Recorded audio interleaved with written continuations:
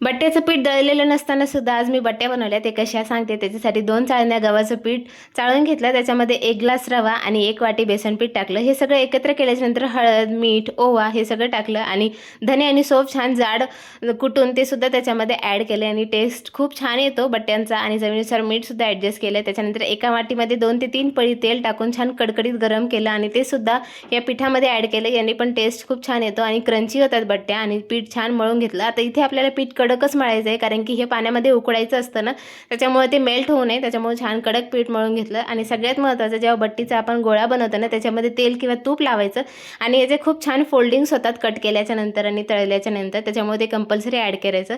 उकळलेल्या पाण्यामध्ये सगळे बट्ट्याचे गोळे त्याच्यात ॲड करायचं. 15 ते 20 मिनिटं छान त्याला उकळू द्यायचं आणि त्यानंतर त्याला एका परातीमध्ये छान ट्रान्सफर करायचं. थंड झाल्यानंतर याला कट करून घ्यायचं आणि तुमच्या आवडीनुसार याला छान क्रंची किंवा ब्राऊन असं छान तळून घ्यायचं. आमच्या इकडे तर छान कडक आवडतात किंवा मऊसुद्धा केल्या तरी चालतात. त्यानंतर त्याला छान तळून घ्यायचं आणि त्याच्यासोबत वरण आणि सगळ्यात महत्त्वाचं मिरचीचा ठेचा असला ना तर खूप छान लागतात. आता ठेचा बनवायला माझ्याकडे वेळ नव्हता, त्याच्यामुळे वरण भात आणि बट्टी बनवली.